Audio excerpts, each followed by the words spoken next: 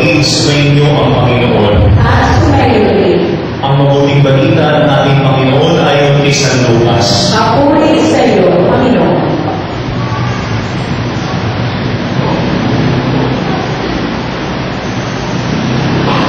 Noong panahong iyon, ang Anghel Gabriel ay sinugo ng Diyos sa Nazaret, Galilea, sa isang dalaga na ang pangalan ay Maria. Siya ay katatakdang ikasal kay Jose, isang lalaking luma sa iting Haring David. Paglapit ng anghel sa kaluloonan ng dalaga, dinaing niya ito, "Matuwa ka, ikaw ay kalugod-lugod sa Diyos," wika niya. "Sumasayo ang Panginoon." Nagbulungihan si Maria sa kayong pangungusap at inisip niyang mabuti kung ano ang kahulugan iyon. Kaya sinabi sa kanya ng anghel, "Huwag kang matakot, Maria, sapagkat kinalulugdan ka ng Diyos. Makinig ka, ikaw ay maglilihi at manganganak ng isang lalaki, at siya'y tatawagin mo Jesus. Magiging dakila siya at tatawagin anak ng kataas-taasan. Ibibigay sa kanya ng Panginoong Diyos ang trono ng kanyang amang si David. Maghahari siya sa kanyang akong magpakailanman, at ang kanyang paghahari ay walang hanggan." "Paano mangyayari ito, kayo ako'y dalaga?" tanong ni Maria. Sumagot ang anghel, "Bababa sa iyo ang Espiritu Santo, at nililiman ka ng kapangyarihan ng kataas-taasan. Kaya't banal ang ipanganganak mo at tatawagin anak ng Diyos. Natatandaan mo ang iyong kamag-anak na si Elizabeth. Alam ng lahat na siya'y baog, ngunit nagbihis siya sa kabila ng kanyang katandaan, at ngayon'y ka-anim na buwan na ng kanyang pagdadalang tao, sapagkat walang hindi makapangyayari ang Diyos." Sumagot si Maria, "Ako'y alipin ng Panginoon. Mangyari sa akin ang iyong sinabi." At nilisan siya ng anghel. Mga kapatid, ito ang mabuting balita ng ating Panginoon. Pinupuri ka namin, Panginoon Jesucristo, suko ka. Muli mga kapatid, magandang gabi po sa inyong lahat. Ngayong panahon ito ay bagamat nasa simbang gabi tayo, ipinapaalaala rin ang ating simbahan na ngayon ay panahon pa rin ng Adviento. Kung inyo maalaala mga kapatid, kapag pinag-usapan ko ang Adviento, meron daw yung dalawang mahulugan. Yung una ay ito yung ating pag-alaala sa pagsilang ng ating mga lubos. Ito yung unang Pasko. Pero yung pangalawang mahulugan doon ng Adviento ay ang paghahanda natin sa muling pagbabalik ng ating Panginoon, yung kanyang second coming. Kaya kung ang tinitirahan po yung ating pagdiriwang ng misa, yung first, second, and third Sundays of Advent, ang lahat ng mga pagbasa doon is about the second coming. Kaya nga yung mga gospel ng panahon yun ay pinakaalaala sa atin na kinakailangan tayo ay magbantay. Kinakailangan tayo ay maghanda, sapagkat wala nakakaalam kung kailan darating ang ating Panginoon. Pero kapag dumating na ang ika-12 ng Disyembre hanggang ika-24, yung lahat ng mga ebanghelyo po natin ay patungkol sa unang Pasko. Ito yung pagdating ng ating mga lubos.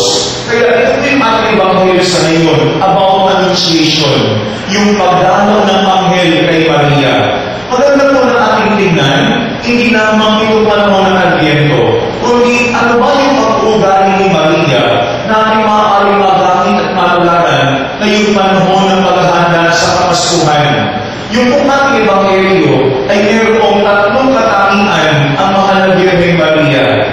Una, ating ebanghelyo sinasabi dyan na si Maria ay pinagpala sa babaeng lahat. Siya ay kinalugdan ng Panginoong Diyos.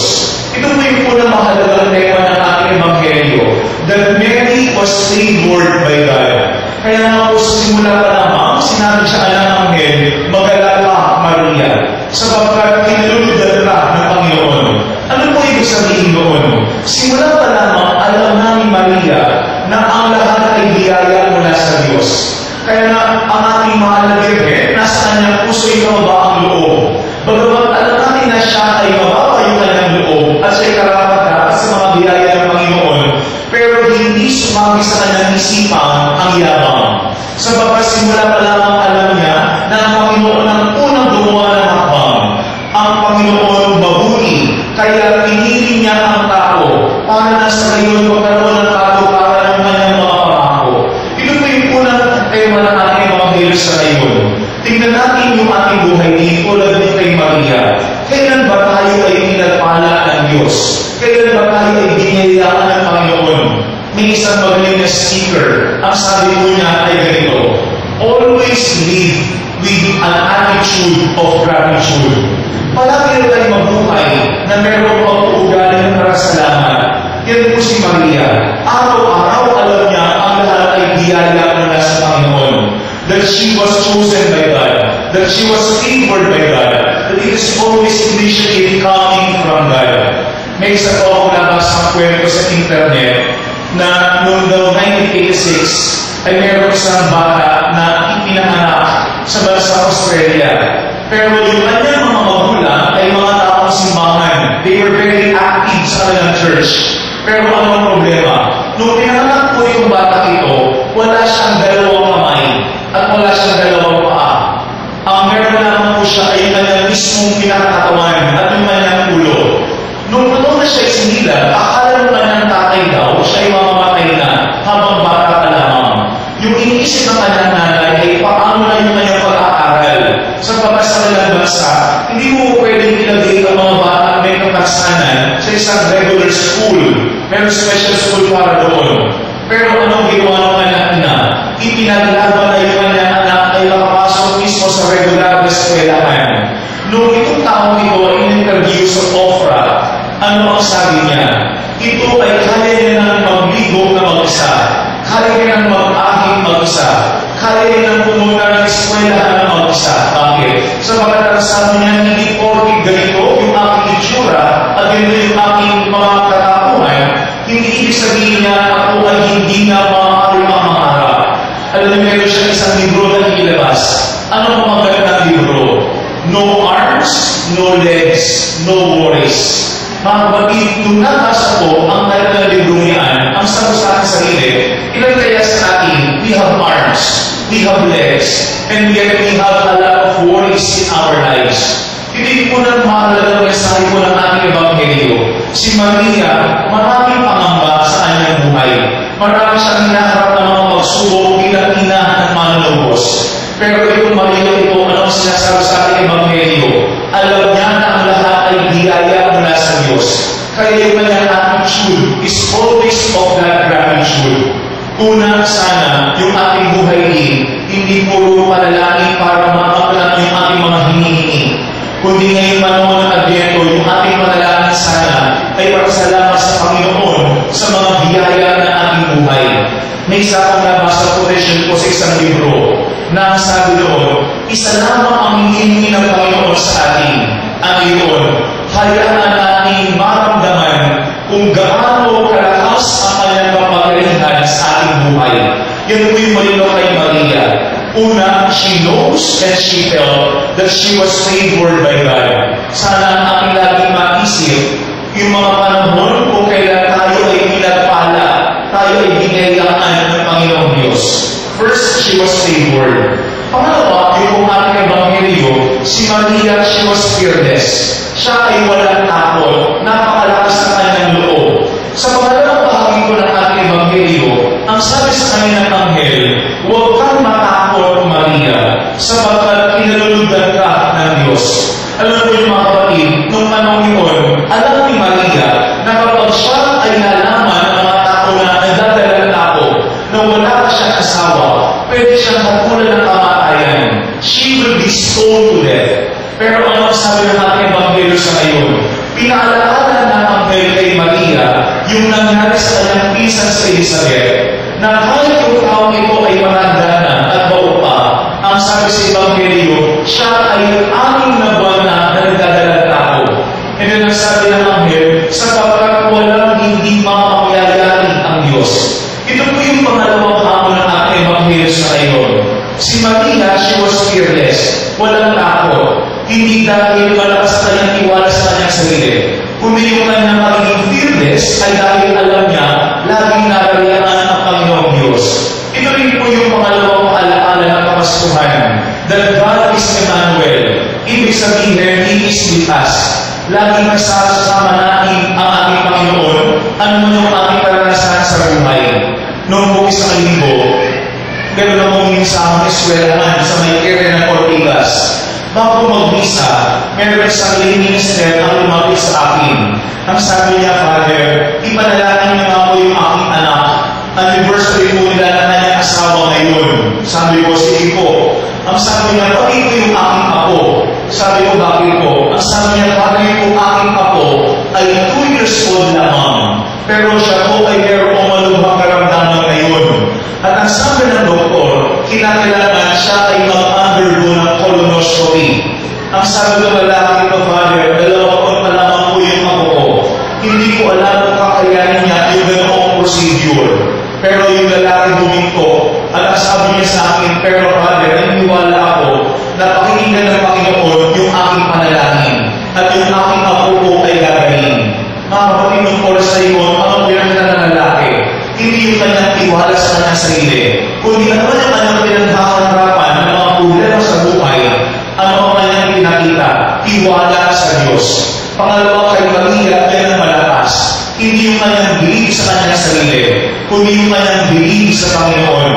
May isa akong libro na basa na sabi doon, there should be no fear if you know that God is here. Yan ang naramdaman ni Maria. No fear because God is here. Pangalawa, ating tingnan din yung ating buhay. May mga pagkakataon ba na kahit tayo ay may mananampalataya, pero tayo pa rin ay nauunahan at nababalot ng mga takot sa ating buhay. We still have a lot of worries in life. Pangalawa, be fearless. Sana lagi tayo maging matapang tulad ng mahal na Birhen Maria. Pangatlo pa muli sa ating Ebanghelyo, ang katangian ni Maria is that she was faithful. Siya ay tapat. Yung pong ending ng Ebanghelyo na paganda, nang sabi dito ni Maria sa anghel, ako'y alipin ng Panginoon, mangyari sa akin ang iyong sinabi. Yung kanyang ginamit na katagal na alipin. Sabagat para kay Maria, ang pinakamahalaga ay yung kalooban ng Diyos. Ito po yung kaligayahan sa alipin. Hindi yung siya ay makapag-isip sa kanyang sarili, kundi yung kaligayahan ng alipin ay masunod ang manang kalooban ng kanyang Panginoon. Dahil alam niya ay ito yung para sa kanyang kapakanan. Ito po yung pangatlong maganda kay Maria. Yung kanyang yes, yung kanyang pagpopo, ay hindi lamang sa oras ng Annunciation, kundi ang sabi na natin, mula pagsilang ni Kristo hanggang mamatayan ni Kristo, hanggang papakit sa langit, si Maria ay halimbawa ng obedience and fidelity. Alam mo nyo, uling bahagi ng Ebanghelyo ang sabi dito, at nilisan siya ng anghel. Mga kapatid, yan lamang pagkakataon, si Maria ay dinalaw ng anghel. Pero hindi lamang yan ang pagkakataon na siya ay bumarap sa mga pagsubok ng buhay. Pero ano sinasabi ng Biblia? She kept everything in her heart. Binabalik-balikan ni Maria ang tatlong ito kung kailan ibinigay niya ang kanyang tugon sa Panginoon. Alam mo nyo, nung kami uordinahan ng pari, meron kami ring master. At ang sabi ng aming ring master ay ganito, huwag niyong asahan na kapag kayo ay naging pari, automatically kayo ay magiging tapat na sa Panginoon. Sapagkat kung kayo ay tapat sa Diyos, nung kayo ay nag-aaral pa, hindi maaaring baguhin ng Panginoon ang inyong pag-uugali ng buong magdamag lamang. Dapat simula pa lamang noon, meron na kayong katapatan sa Panginoon Diyos. Mga kapatid, ito po yung tema ng aking Ebanghelyo. Si Maria simula pa lamang, naroon na, kinakitaan ng katapatan sa Panginoon. Kaya hanggang sa paanan ng krus, ang kanyang pagsakay sa kalooban ng Panginoon ay laging naroon. Pangatlo, sa ating buhay, na di maaaring masabi na kapag ako nag-asawa na, sa kalawang magiging tapat. Kapag ako ay malapit ang buwan sa Panginoon, sa kalawang mababago yung aking buhay. Hindi ganoon. Si Maria, ang kanyang faithfulness ay araw-araw kanyang ipinapakita. Mga kapatid, sa simbang gabi nito, si Maria yung ating halimbawa ng tatlong bagay. Una, she was favored. Lahat tayo, binigyan ng Panginoon. Pero sana yung biyaya ang maging daan para tayo ay lagi magpasalamat sa Diyos. Pangalawa, she was fearless. Yung kanyang tapang yabang, kundi dahil alam niya na walang hindi mapangyayari ang Diyos. Pangatlo, she was faithful. Ang katapatan ni Maria ay hindi lamang sa pagdalaw ng anghel, kundi sa bawat araw ng kanyang buhay, ibinibigay niya ang kanyang oo sa Diyos. Tatlong bagay po: be favored, be fearless, and be faithful.